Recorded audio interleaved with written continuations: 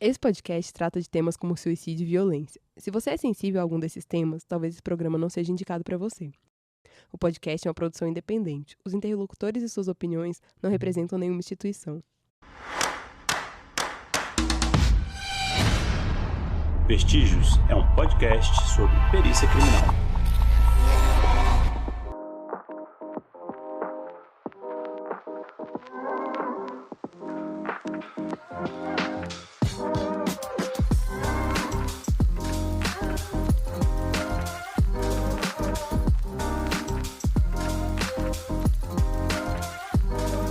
Olá, bem-vindos de volta a essa nova temporada do nosso querido podcast do Vestígios. Eu sou o Marcos Patrício, estou aqui com os meus amigos e colegas de profissão, Guilherme Menegói. Boa noite, galera. E Vitor Costa. E aí, gente? Sem Tropical Darkzeira. Sem Tropical Hoje o assunto é Darkzeira, sério sem também. Morcegão do Inferno, sem nada disso. Hoje eu tô Eu já fui muito acadêmico. criticado por isso. Hoje eu tô mais sóbrio.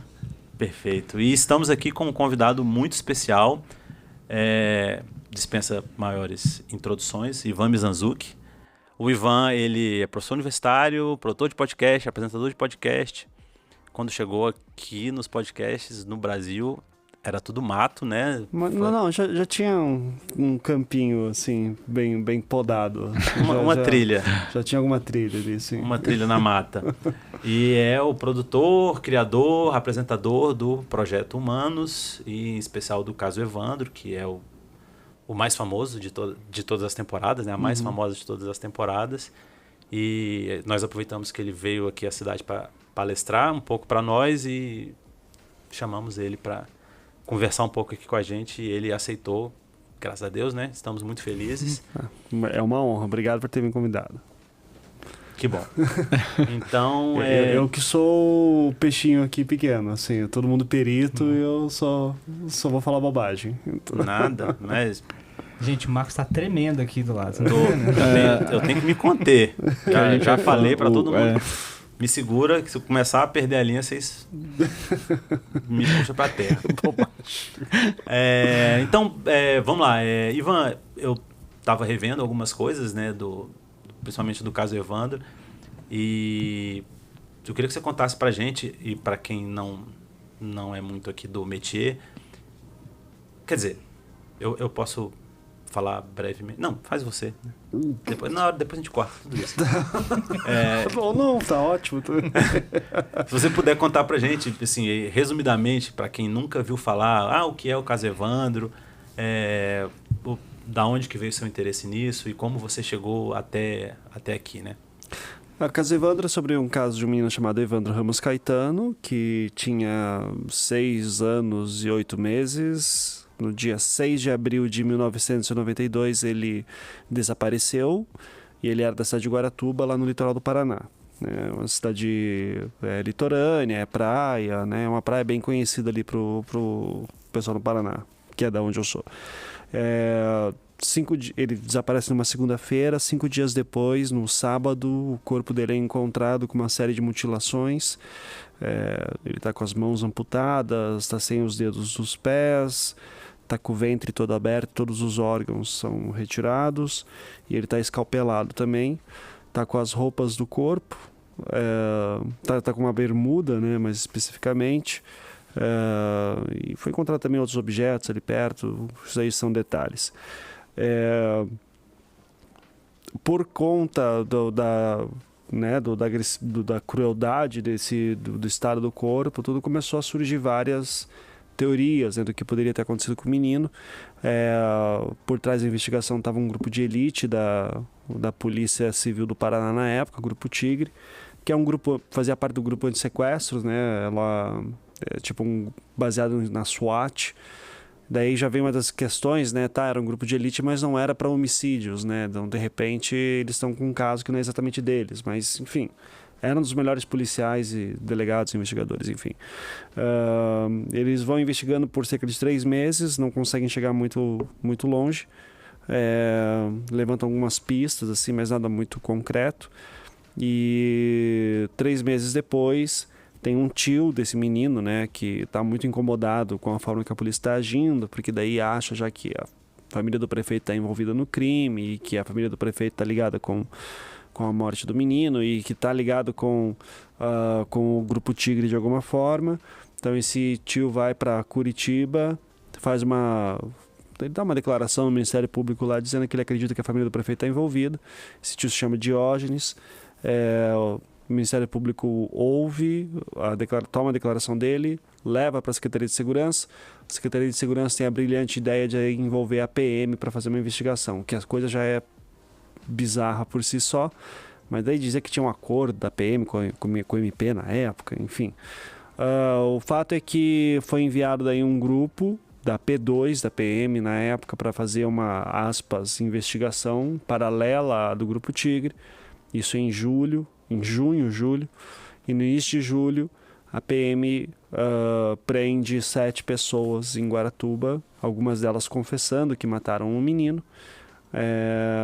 E daí que vem essa questão, né? O caso Evandro vira duas coisas, né? Uma pergunta quem matou o menino e outra, será que essas pessoas são culpadas? Porque elas começam já muito rapidamente a dizer que foram torturadas para confessar. Muitos não confessaram, desses 7, alguns confessaram, e os que confessaram depois começaram a dizer que foram torturados mesmo, e levou muito tempo para terem advogado e segurança que eles iam ficar bem e poderiam falar o que realmente aconteceu. Eu ouvi essa história desde pequeno, né? Eu era criança nessa época, em 92, tinha muita criança desaparecendo no Paraná naquela época, era um medo real que a gente tinha. E daí eu começo a fazer podcasts e em algum momento eu decido, eu quero fazer podcasts narrativos, e eu acho que seria interessante pegar algum crime também para contar a história desse crime, pela questão narrativa, do mistério, né, e tal. Nunca tinha pegado num processo criminal, não tinha ideia como é que funcionava, assim, foi aprendendo nos trancos e barrancos. Mas o fato é que eu lanço o primeiro episódio do podcast em 2018, né? Já é a 4ª temporada do Projeto Humanos. E daí eu consigo provas novas, né? Porque os PMs, eles gravaram as torturas, né? Em fitas cassete. E eu consegui recuperar as fitas cassete das sessões de tortura. E que hoje a gente está gravando, né, em final de agosto. Semana passada, no Paraná, o TJ reconheceu que as fitas podem ser utilizadas como prova, né? Numa revisão criminal agora que quem está vivo ainda, que foi acusado e condenado na época, tá correndo atrás. Então, é um desses casos assim que, né, a gente dá até uma agonia, porque é o caso Evandro, mas em algum momento a gente esquece do Evandro, porque tem que ficar discutindo se as pessoas são culpadas ou não, né? Então, eu fico feliz que o meu trabalho pôde ajudar a esclarecer isso de alguma forma. Olha, o grande spoiler aí, né? Pra quem for assistir agora, Não, se não assistiu até agora, velho, tá errado, né? Não é mais spoiler, exatamente. Teve matéria do Fantástico, já teve Jornal Nacional, então agora já não tem mais. Não, e é maneiro, assim, porque assim, o Ivan contou tudo de uma maneira muito linear e tal, fácil da gente entender. Só que quando você vai ouvindo, aos poucos, você vê o negócio, aí você pensa, tá, vai ser tal coisa. Aí no próximo, você tipo, caralho, mas que diabos, velho? Aí o negócio vira. Aí você... Tem umas coisas que você no início você já pensa, isso dali vai desencadear ali, né? Quando chega o Águia, você aí, velho, já tem uma ideia que mais ou menos de onde esse negócio vai parar. O Águia que é o grupo da PM, né? Exatamente. Mas tem uns negócios que vão acontecendo e você fala, velho, pelo amor de Deus. Velho. Você tá escutando e tipo, não, foram as abaixo, com certeza. Aí no episódio seguinte, não, elas foram torturadas, certeza. Aí não teve esse negócio de tortura, nada a ver. Aí você fica, cara, aí chega uma hora que você se cansa de ser trouxa e fala, velho, vou esperar o final, e lá no final eu fico sabendo o que aconteceu, sabe? E o negócio começa a ter umas ramificações assim, aí na hora que você vê, tá falando do Collor. Aí tipo assim, é o quê? O que tem a ver? Aí você fica, pô, eu não prestei atenção em tudo, deixa eu voltar, né? Aí você volta e... Muito personagem, né? Começa a parecer... Personagem não, pessoas, né? Mas que no contexto da história são personagens, né? Aí você já fica, quem que é essa pessoa mesmo? Não lembro mais. Que o negócio vai tomando uma complexidade, né? Cabulosa, assim, é bem... Como todo caso criminal. Esse que é um ponto também que eu sempre tento mostrar, né? Que, assim, filme de crime baseado em fatos reais... tem sempre um exercício muito grande dos roteiristas e diretores de, ok, vamos pegar esses 20 policiais aqui e transformar em 2, né? Vamos pegar esses 30 cientistas e vamos transformar em 1, né? Porque eles fazem mais ou menos a mesma coisa. Agora, se você vai fazer uma coisa mais jornalística, documental, eu não posso ignorar essas pessoas, né? Eu tenho que mostrar todas elas. E eu até estava falando na palestra mais cedo que uma das coisas que eu invejo produções americanas é você pega lá o promotor que começou o caso é o promotor que termina o caso. Que coisa que não existe aqui, né? Especialmente quando a gente está falando de cidade pequena. O delegado que começa a investigação é o delegado que termina a investigação, né? Aqui, cidade pequena especialmente, muda a cada 6 meses ou a cada ano, né? Quando muito. Então, e cada promotor, cada delegado, cada juiz muda o estilo, muda o entendimento. Então, assim, o caso Evandro é complexo nesse ponto. A Altamira foi muito pior, assim, né? Que foi a minha temporada seguinte. Porque daí ele teve muita mudança de promotor. Muitos casos, eram muitas vítimas. Guaratuba ainda era só uma vítima nesse primeiro momento, né? Inicialmente. Até a gente chamar o Leandro e tudo. Mas a Altamira, sabe? A gente não tem nem conta exata de quantas vítimas foram. E para cada uma tinha um inquérito diferente. Até que alguém achou que tinha que juntar esses inquéritos, então, e tudo de uma maneira muito estranha, envolvimento de outras polícias. Então, essa complexidade, se isso aqui fosse virar um filme, teria que ser simplificado muito. E daí aconteceu o quê? O perito ia estar assistindo e dizer, não é assim que acontece na vida real. A magia do cinema tem que facilitar para o público. Acho que as pessoas esquecem também que um caso desse de complexidade demora anos e anos e anos, né, para ser julgado, né? E os filmes eles fazem parecer que, tipo, não, juntamos as provas aqui, com certeza passou um mesinho aqui, tá preso. Mas às vezes é incompetência também, né? Eu acho que nesse caso tem muito disso, né? Não era e outro tempo também, né? Acho que as polícias não funcionavam do jeito que...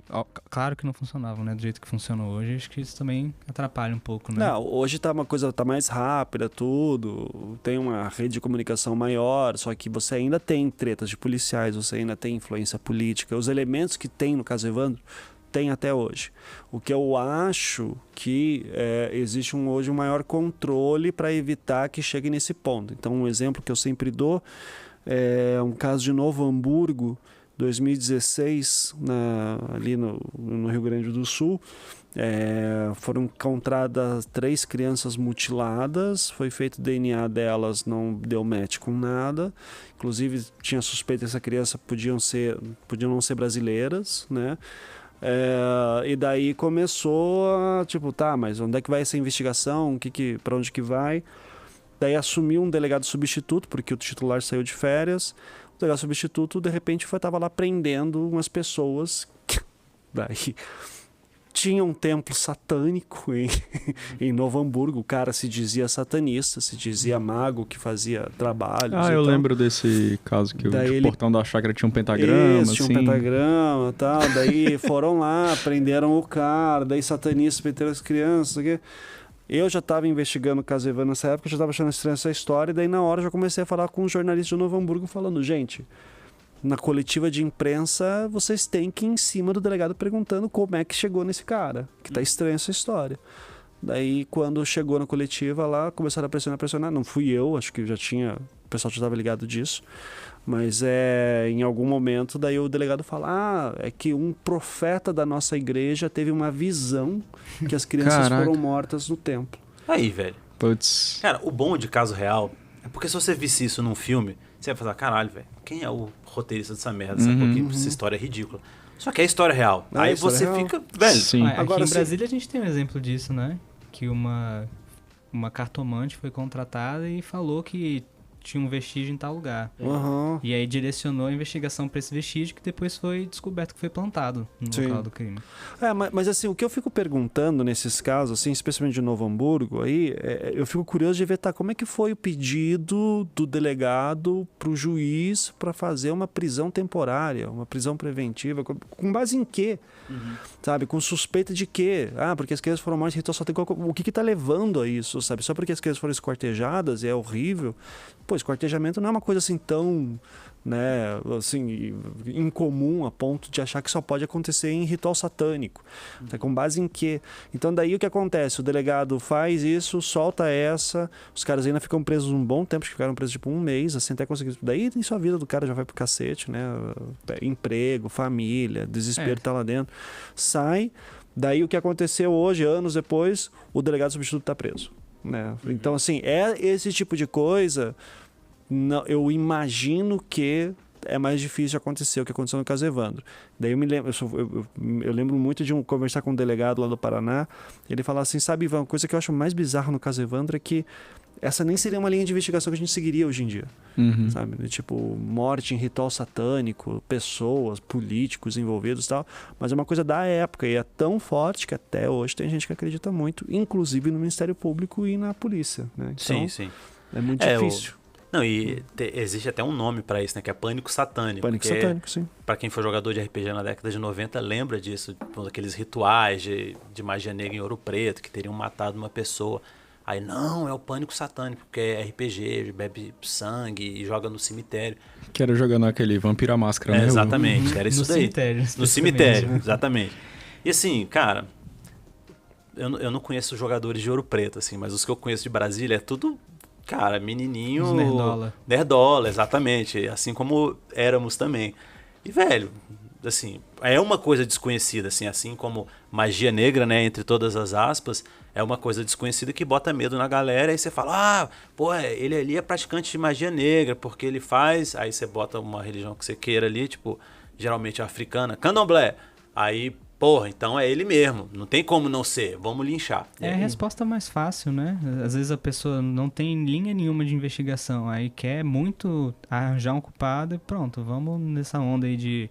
Porque é veiculado e junta apoio popular, né? Porque as pessoas ficam indignadas com uma situação dessa, então vai indo, né? Gera comoção, né? Eu acho que esse fundamentalismo religioso aí, isso com certeza contribui muito para... Sim. E vamos também dar um pouco de crédito, assim. Crédito não, né? Mas vamos ver o lado da outra pessoa. Porque às vezes o cara que tá caindo nessa, tá jogando ali a pedra do magia negra e tal. Às vezes o cara acredita nisso, né? Tipo, às vezes o delegado de Novo Hamburgo acreditava que o profeta da igreja dele era capaz de... mas disso eu não tenho dúvida, né? Só que assim, lembra o caso Lázaro que teve também? O pessoal chamava de serial killer, mas na verdade era um spree killer, né? Que ele saiu matando a roda e Record tava fazendo... Sim, não, foi aqui. Foi aqui. Então, a gente aqui do DF fez perícias desse caso. Então, eu não lembrava que era aqui, então ótimo, você sabe melhor do que eu. Mas assim, eu lembro de Lázaro estar à procura, daí primeiro, policiais fazendo live enquanto tá fazendo busca. Velho. Aquilo lá foi uma operação de mídia, na realidade. Daqui a pouco, exatamente. Não sei qual canal de televisão tá falando que ele era satanista, porque encontraram coisas de Umbanda na casa do cara e nem era dele, né? Então assim...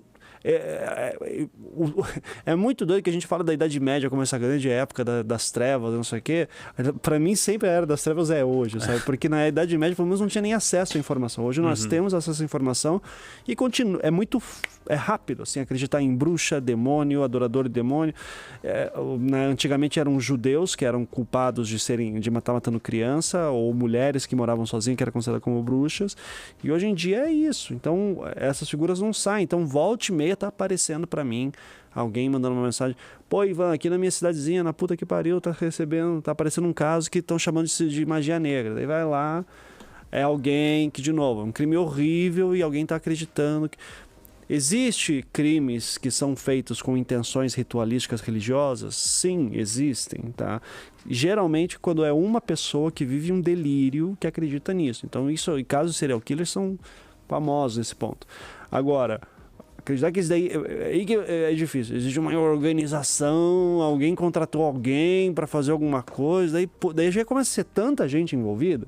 Então, assim, velho, alguém vai abrir a boca nesse ponto. E não abre, sabe? É um negócio de maçonaria, Illuminati, assim, né? Que tem poderosos com contatos. A resposta é muito mais simples, normalmente. Sim. Né? Exato. Com muito menos etapas. Então, assim, por mais que eu acredite que, né, eu começo toda essa discussão com aquele ponto lá, assim, hoje a polícia é outra e tal, de fato, só que os elementos ainda estão aqui. Ele precisa de uma faísca para acender, para sabe, voltar tudo de novo, assim, a ponto de acharem que tá ok fazer tortura com algumas pessoas, porque ela com certeza é culpada, né? Então, não é muito difícil chegar nesse ponto. Tá? Então, só tem que ver como que isso aí vai aparecer hoje. Seria muito difícil alguém acreditar que, tipo, em pleno final do século XX, em algum momento ia ter alguém acreditando que tinha bruxas matando crianças. Portanto, teve pessoas condenadas por causa disso, né? Então, o Tribunal da Inquisição não acabou, de certa forma. Então, o recado é esse, né? Humanidade tá na hora de melhorar em relação a isso daí, porque, pelo amor de Deus. Mas ainda bem que agora a gente tem o Ivan, defensor das bruxas e dos satanistas, então tá exatamente. tudo certo. Eu defendo o bandido, né? Como dizem, né? Um tipo de bandido específico, que é o bandido satanista. É, o bandido satanista. Eu já recebi algumas mensagens, assim, também porque eu tenho uma tatuagem do William Blake, né? Que, e daí tem escrito Satã aqui no meio, assim, daí... É tipo, claro, né? O Vitor tem uma igreja pegando fogo. Né, então é isso aí. Só tem... Uma amizade já escrita só nas tem gente estrelas. boa aqui. E no mesmo lugar do braço, só, gente. Vocês são... eu conheço ele só de ouvir falar, então assim, não tem nada a ver com isso, viu? Me poupe. Mas, Ivan, cara, uma coisa que me chamou a atenção no caso Evandro, falando mais especificamente do caso Evandro, né? Porque eu acho que é o carro-chefe, né? Assim, tanto o podcast quanto a minissérie da Globo. Minissérie, não sei se com é uma série. Uma série de 9 capítulos ali.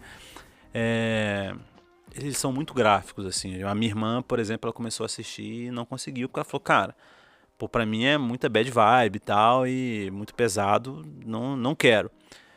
E a gente até já discutiu uma vez isso aqui, como é que é essa questão da saúde mental, né? De você, ficar lidando com esse tipo de desgraça o tempo todo, e uma hora ou outra alguma coisa ali te pega.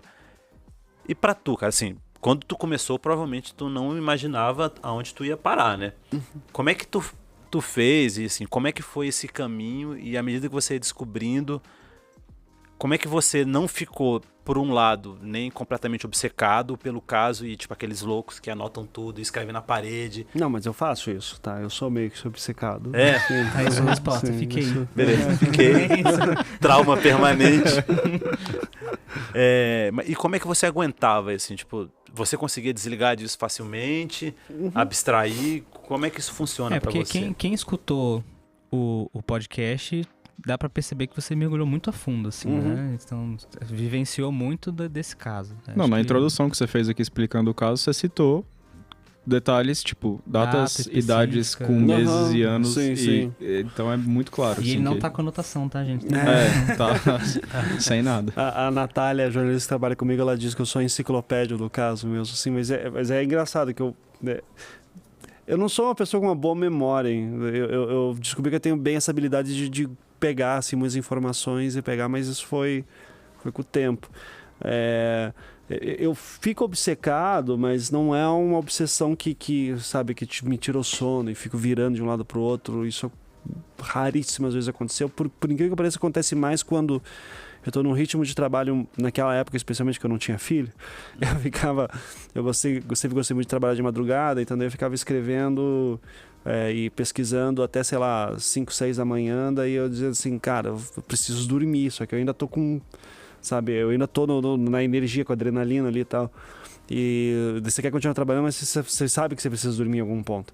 E daí eu ia deitar pra cama e a cabeça a mil, assim. Daí era mais assim, tipo, dormir mal por causa disso, porque eu tava, sabe, me remexendo, pensando ainda muito no trabalho. Então, assim, eu consigo separar bem, né? Isso é meu trabalho, isso é minha vida. Eu acho que vocês, como peritos, mesmo, dá pra fazer uma pergunta pra vocês, assim, né? Vocês com certeza veem coisa muito pior ao vivo do que eu.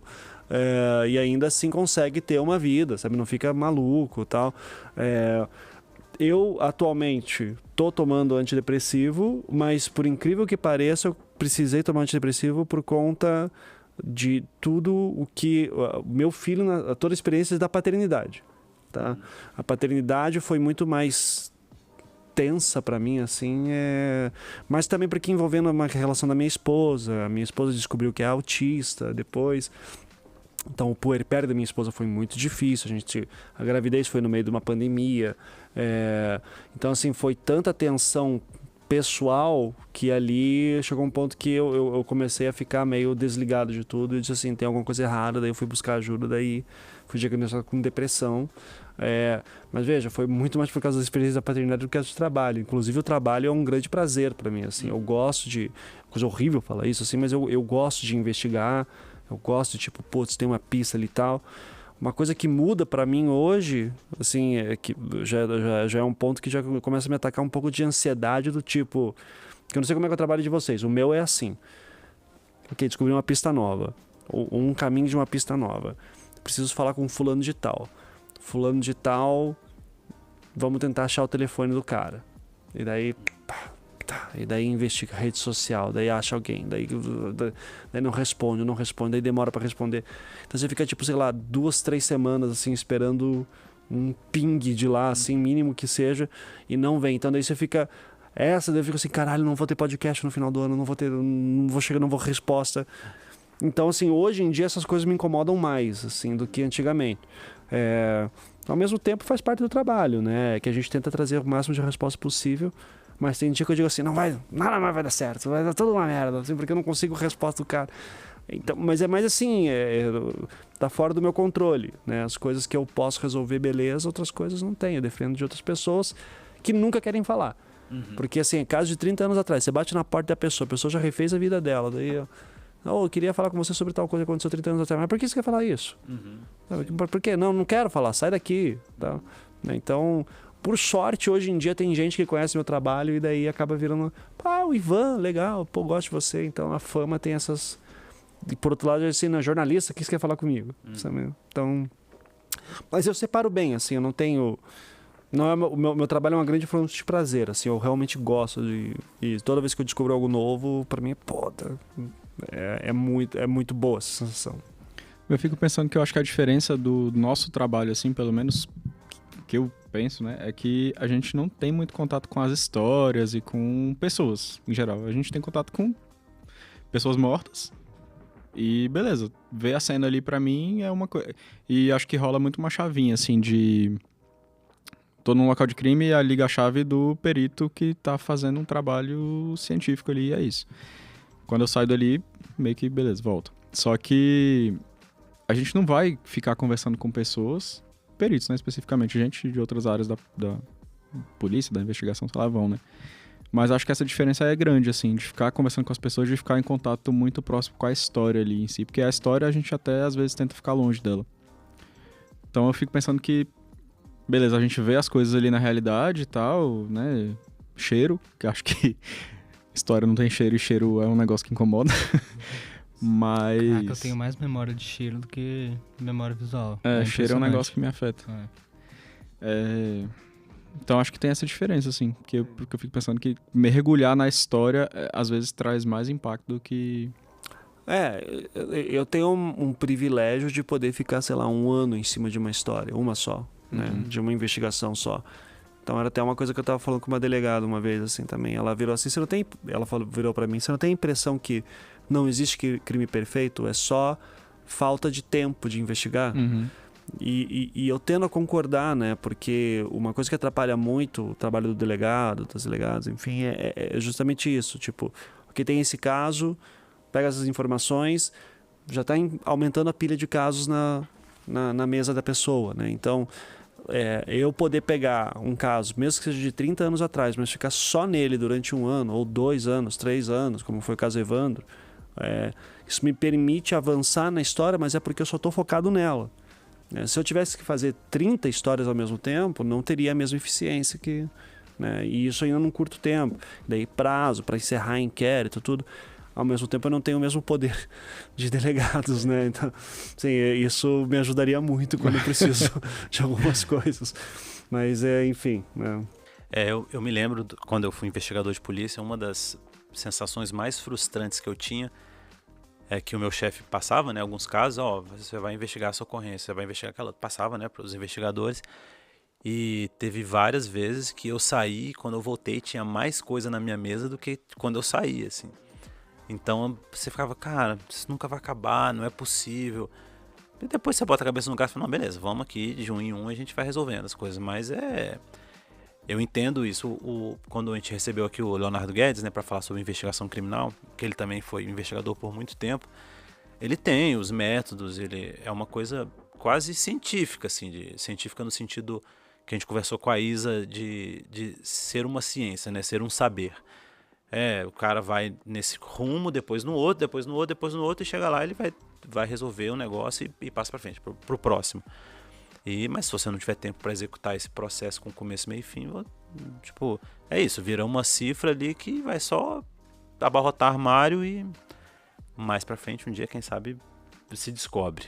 Mas eu achei legal você entrar nesse ponto, porque é uma pergunta que eu ia fazer para você. Porque eu acho legal que no seu trabalho sempre aparecem coisas novas que a investigação não tinha tido acesso ou não conseguiu. E eu ia perguntar por que você achava que se dava isso, né? Porque que a investigação não teria conseguido e você conseguiu, mas imagino que você já tenha respondido agora, né? É mais ou menos por isso, é por eu conseguir olhar para uma coisa só, daí eu tenho um foco em um crime só, e daí eu tô procurando padrões em outros, né? E eu tô fazendo perguntas que geralmente não se fazem ou porque o tempo jurídico não permite, né? Então, eu acho que em Altamira, é engraçado o pessoal perguntar, mas por que Altamira não fez tanto sucesso? Daí eu digo, não, porque, veja, fez sucesso para um podcast. Porque as pessoas pensam em Caso Evandro e pensam na série, né? Que a série fez muito barulho, muito mais gente viu do que ouviu o podcast. Agora, os números de downloads de Altamira e do Caso Evandro são muito próximos, assim, né? O Caso Evandro não dá mais para comparar porque depois a série teve um aumento também.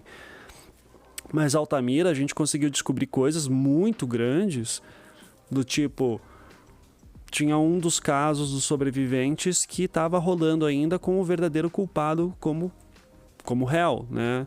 Sim, o cara foi denunciado pelo Ministério Público, né? Então agora tinha que vir a pronúncia, só que a pronúncia não estava vindo porque nenhum promotor estava andando com o caso e o caso estava... Desesperador. Desesperador, ele estava fazendo, sei lá, 17 anos parado no gabinete. Assim, nunca ninguém viu isso. Sabe? Então, nunca ninguém se perguntou onde é que estão os relatórios da Polícia Federal. Como assim a Polícia Federal se meteu? Quem que foi a Polícia Federal? Por que a Polícia Federal foi para Altamira em 93? E como que foi antes? E como que foi depois? E daí, então essas perguntas a gente conseguiu responder, isso já foi muita coisa. Mas por quê? Eu estava olhando para uma coisa. Se eu sou delegado, né, se eu sou promotor, eu só quero ver quais são os elementos para eu poder denuncio, peço pronúncia, o que eu faço, né? Quais são os elementos que eu tenho aqui dentro do crime. Não estou olhando... Eu acho que o que torna o meu trabalho diferente nesse sentido, especialmente daí comparando com outras questões de true crime, é que eu tento olhar para o crime como um fato social. Então tem vários atores aqui. Eu tenho uma cultura aqui em volta. O crime, para acontecer daquela forma e ser investigado daquela maneira e andar juridicamente daquela forma, é por causa de uma série de fatores que estão em torno do fato criminoso. Então eu não estou interessado em saber exatamente quem que matou ou o que fez. Eu quero saber por que as coisas andaram do jeito como andaram, né? E daí depois o que eu tiro de significado disso. Paralelo a isso, eu tento resolver algum problema ou outro que nunca foi respondido. Mas é mais porque eu consigo olhar... Eu tenho uma visão muito mais antropológica e sociológica do que necessariamente investigativa, né? Também vai mais para um lado de ciências humanas do que necessariamente, tipo... Vamos entrevistar quem fez... Por exemplo, eu sou super crítico de... reconhecimentos, né, depoimentos dados meses depois do fato, questões que eu faço e que daí eu percebo que no mundo jurídico não se faz. Tipo, se 4 meses depois aparece um cara que diz assim, eu lembrei que 4 meses antes eu vi um barulho e que eu vi fulano tal, e olhando a foto hoje, o cara que saiu no jornal é o mesmo. Porra, isso aí é ouro pro promotor, pro delegado, pro não sei o que já tá olhando pro suspeito daquele jeito. E vai se entrar como uma testemunha válida, né? E ninguém vai ficar se preocupando. Agora, por que eu estudei há muito tempo atrás, estudar é um exagero, mas porque eu, em algum momento da minha vida, me interessei como a memória funciona. Daí eu fui ver alguns textos e documentários. E daí eu descobri que a nossa memória, ela é muito mais imaginativa e inventiva do que a gente imagina. Né? Aquele negócio, eu tenho certeza que eu estava usando uma camisa preta, daí você olha uma foto lá da época, daí você está com a camisa azul, daí fala, porra, mas eu tinha certeza que era preta. A gente inventa as próprias memórias que vivemos. Então imagina quando isso envolve uma outra pessoa. Essa discussão neurológica não existe. Ou pelo menos eu não vejo ela acontecendo em fase de inquérito, fase de instrução judicial. Ela vai aparecer quando? No júri. pelo advogado de defesa, tentando. Então é muito difícil levar tudo isso. Então, quando eu começo a olhar para esse fator social, mais eu digo assim, tá, a cultura do jurídico brasileiro é confiar na palavra. Confia-se na palavra. Né? Por mais que há uma desconfiança, há careação, há não sei o quê, mas é sempre no nível da palavra. A palavra tem muito poder. A palavra do eu vi, eu sei quem foi, tal, eu reconheço. Isso é capaz de acabar com a vida de alguém. Né? E isso eu acho muito doido, assim. Então, para mim, como eu não sou desse mundo, isso para mim é um choque. Enquanto que daí quem é do meio geralmente fala, mas é assim mesmo, qual que é o problema? Daí eu digo, o problema é que é assim. Sim, A gente tem um exame que chama exame de reprodução simulada dos fatos, que é basicamente isso. A gente pega um testemunho e a gente tenta verificar a viabilidade daquilo ter acontecido da maneira que a pessoa falou. E, de fato, ele é bem difícil dele ser pedido, assim. Ele é um exame complexo, mas quase nunca é pedido. E pela minha experiência com esse tipo de exame, de fato, quase nunca o que a pessoa fala bate com o que poderia ter acontecido mesmo. É um negócio muito louco. A prova testemunhal realmente é um negócio meio esquisito, assim. Mas é a base de, sei lá, 99% dos processos. Assim, tá. É a base e às vezes única prova, né? É a única prova. Sim. Uma coisa que também o Ivan falou aqui, que a nossa memória é muito mais imaginativa, né? Muito mais inventiva.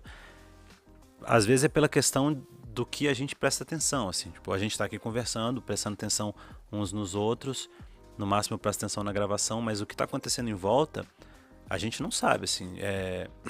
Se daqui a 3 meses alguém me perguntar qual era a cor dos livros na estante, sei lá, eu vou te dizer que são várias cores, mas alguém vai me mostrar uma foto completamente diferente porque eu simplesmente não prestei atenção, meu cérebro completa isso pra mim, sabe? Tipo, ele não ficar gastando energia focando em tudo. Sim. E nesse sentido, uma coisa que eu achei muito interessante que rola no podcast, tem uma hora que vocês estavam conversando sobre será que larvas aqui fariam diferença na decomposição? Aí começa a olhar a foto de perto. Será que isso daqui dá para se dizer que é uma larva? Não é? Poxa, o perito deu mole, porque ele não fotografou. Tá discutindo com o Gabriel, que é perito no Rio de Janeiro. Assim. Exatamente. E falando que o perito não tirou uma foto onde seja suficientemente claro para a gente tirar essa dúvida.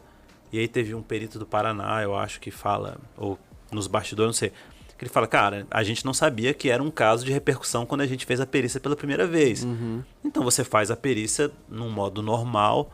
E aí a pessoa pergunta, mas será que tinha uma larva e você não viu? Você, cara, não sei se tinha e não vi, a resposta tá aí, né? Eu não vi.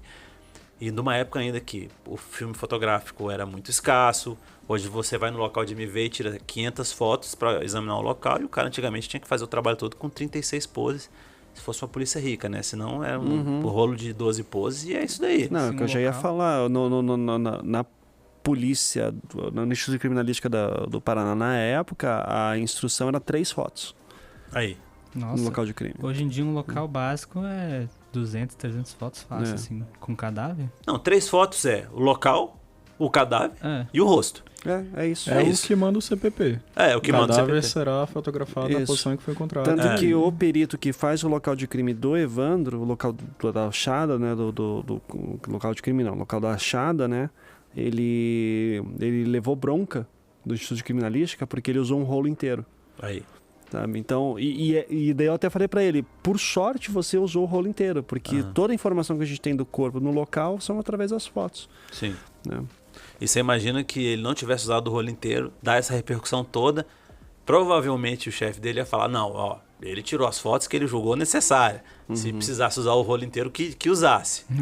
Entenda, tem isso, né? Sim, tipo, você exatamente. tem que falar, não, beleza, eu que vou matar no peito e vou usar o rolo inteiro aqui de fotografia. A gente não tem mais esse problema, graças a Deus, né? Não com fotos, mas tem com outras várias coisas, né? Tem, com certeza tem.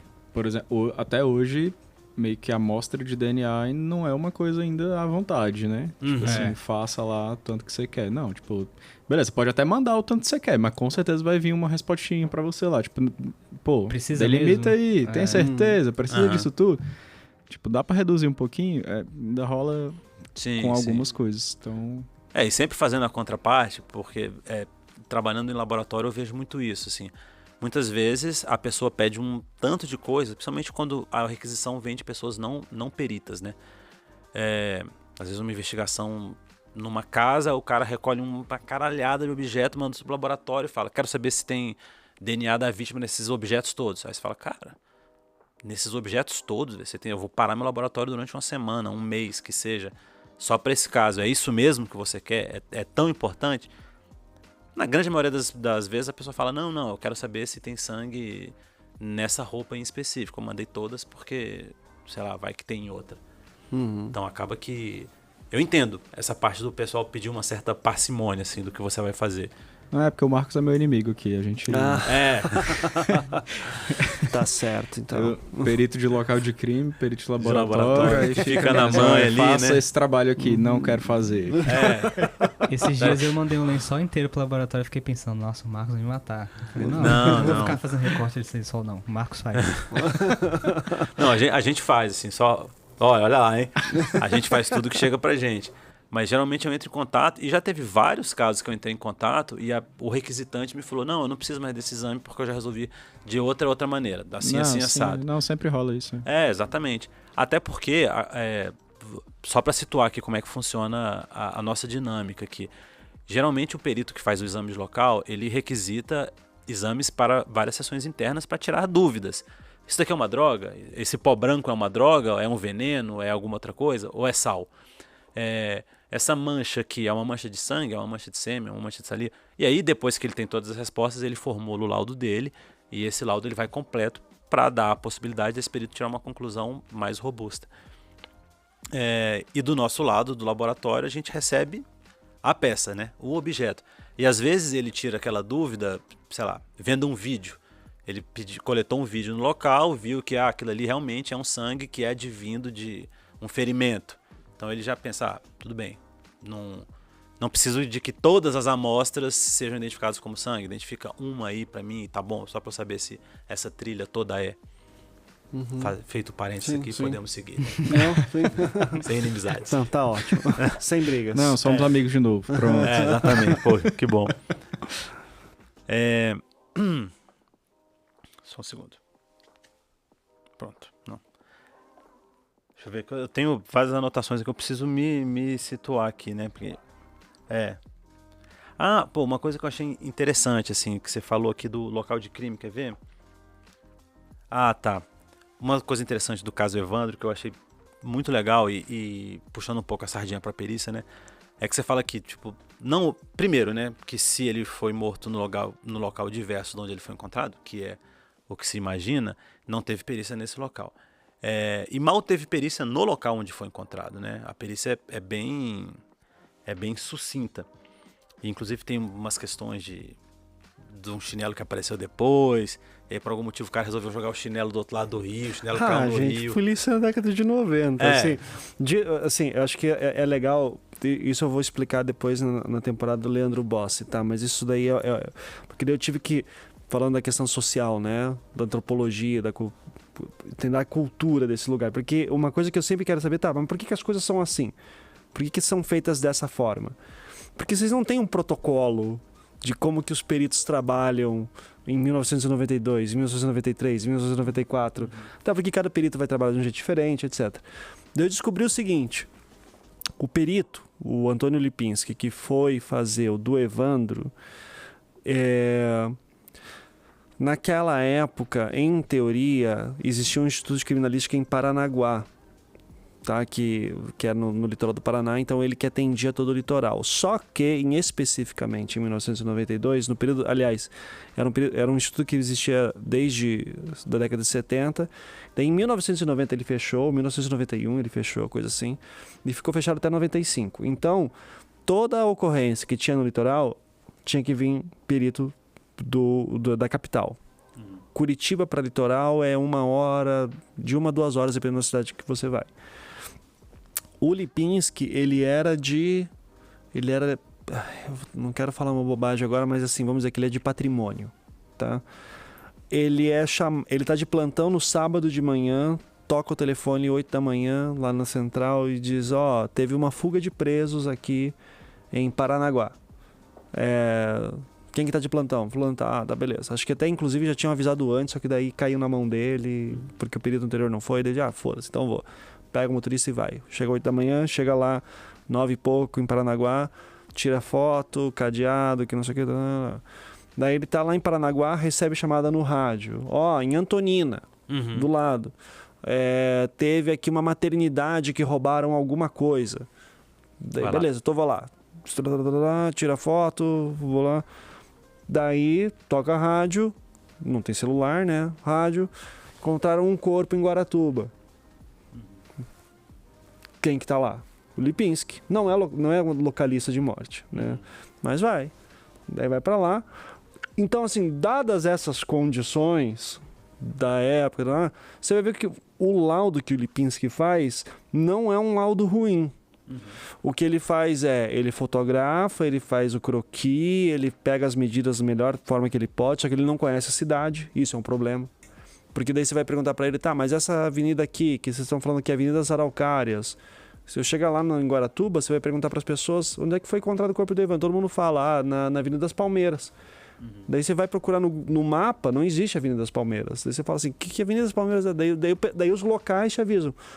É essa rua aqui, que a gente, oficialmente o nome dela é Araucária. Mas todo mundo chama de Palmeira. Sabe? Então, daí, onde era a igreja, daí o mapa, o croquis tem alguma... eu chamo de croquis, mas na verdade é um mapa, né? Um mapinha lá, ele tá errado em alguns detalhes, só que ele dá uma boa ideia. Daí ele explica pra mim, isso não tem protocolo nenhum, conversando com o cara 30 anos depois, eu pergunto assim, tá, a partir do corpo, o que vocês fazem? A gente delimita um raio de ação em que a gente vai lá passar um pente fino, olhar se encontra mais alguma coisa. Então a gente encontrou calça, a gente encontrou um saco, isso tudo lá não tem foto disso, mas tem lá escrito que encontrou. Tá certo. Qual que é o tamanho desse raio? 40 metros no máximo. Que ele fala assim, então, do 40 metros que faz, ok. Por que eu estava perguntando isso para ele? Porque a gente sabe que a cerca de 100 ou 200 metros de lá, um ano depois foi encontrada a ossada do outro menino que desapareceu antes do Evandro, o Leandro Bossi. Então, muito provavelmente, quando o corpo do Evandro estava lá, o corpo do Leandro já estava lá. Então, e daí eu estava querendo saber, tá, mas será que vocês poderiam ter encontrado? Daí eu descubro que não, porque o raio era muito pequeno. Sim. Daí qual que é a solução? Faz um raio de 200 metros. Porra, era um matagal gigante, não tem como. Então, assim, visto as complexidades, o que acontece? Eles, naquele raio de 30 metros, ele anota tudo, tira foto e volta para Curitiba. Dias depois, enquanto os policiais estão lá, alguém diz que encontraram os chinelos do Evandro no mesmo local. E isso é importante porque significa o quê? Ok, foi feita essa varredura em 30 metros, num raio de 30 metros, e os chinelos foram encontrados, sei lá, a 12 metros do corpo. Eu tô lembrando de cabeça, tá?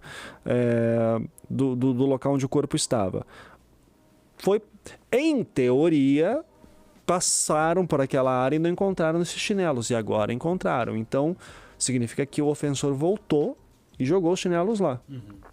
E nessa discussão, tá, mas será que o cara veio aqui e jogou? Tinha um riachinho que passava ali no meio, né? É uma região com muitos canais artificiais, né, para escoamento de água. Daí tinha lá esse córrego.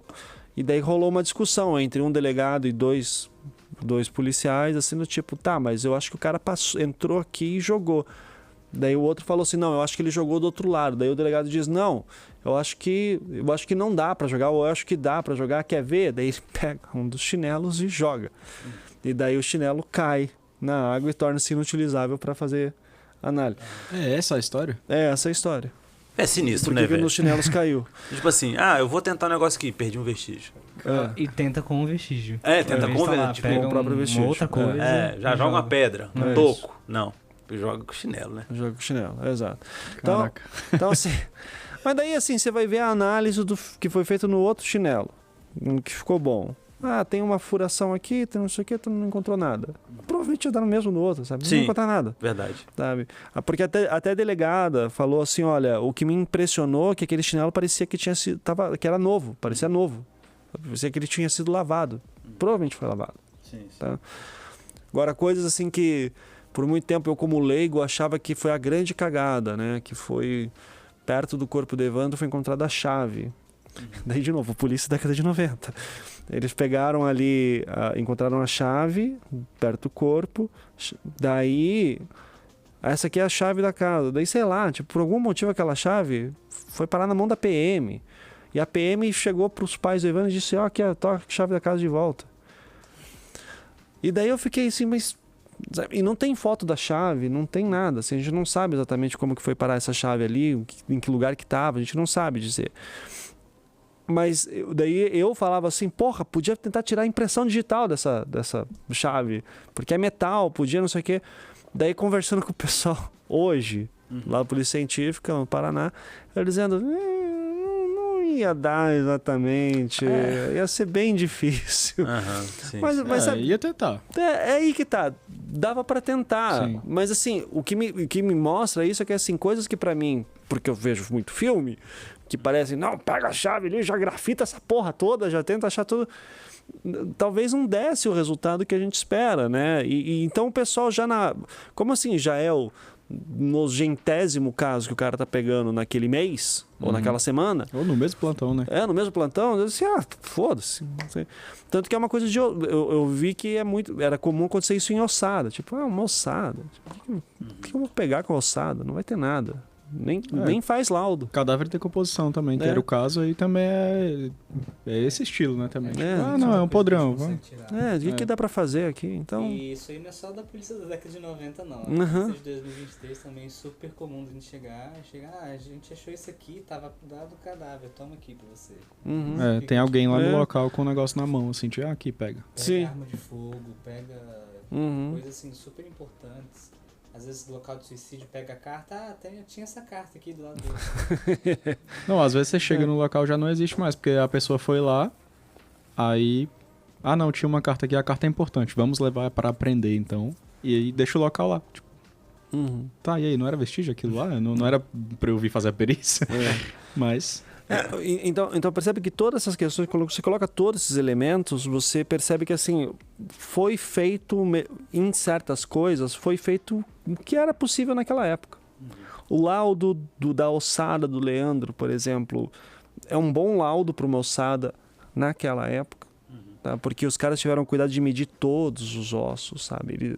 Toda a descrição, a gente sabe que tem 55 ossos lá porque os caras contaram, tem isso. Eu já vi laudo de ossada que, assim, uma ossada. Nada de que chame a atenção, ou no máximo descreve um ou outro osso, mas assim, não tem a medição. Então, essas coisas assim que eu digo, tava uma boa equipe de investigação, tava um perito competente, que era o Lipinski lá, não significa... Daí as coisas começam a andar para outros lados. Sabe? Quando começa a se intrometer a questão política, quando começa a entrar as teorias da conspiração. Então, assim... Tem uma série de erros que acontecem ali, que são erros principalmente vistos nas condições de hoje, que ainda acontecem até hoje. Então, se acontecem hoje, naquela época era ainda pior. Porque o que era um perito? Sabe? Qual que era a formação de peritos?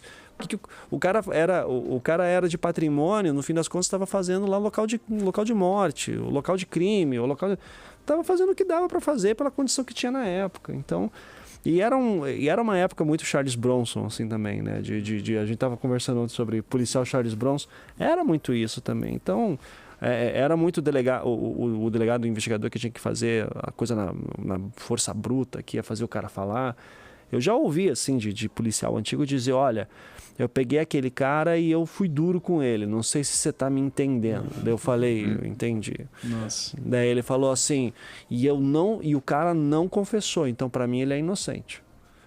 Sabe? Então era muito doido essa lógica, sabe? Do tipo assim, não, eu dou uma dura no cara e se o cara não começar a abrir, ou mesmo quando o cara começa a abrir, eu tô vendo que ele tá abrindo estranho, eu digo assim, Deus... E o cara ainda fala assim, porque Deus me livre de condenar um inocente. Então, assim, é uma outra lógica, uma lógica muito doida, assim, né? Que faz parte, e que eu digo que é doida porque eu não sou desse mundo. Porque quando eu falo com policiais, peritos, assim, é assim mesmo. Assim, tudo que você fala assim, Ivan, nada que você está me falando é estranho. Mas é estranho para quem é de fora, né? A gente não sabe como a polícia funciona. A gente sabe mais sobre o sistema americano de júri por causa dos filmes. Porque a gente não tem produções brasileiras que falam sobre isso, né?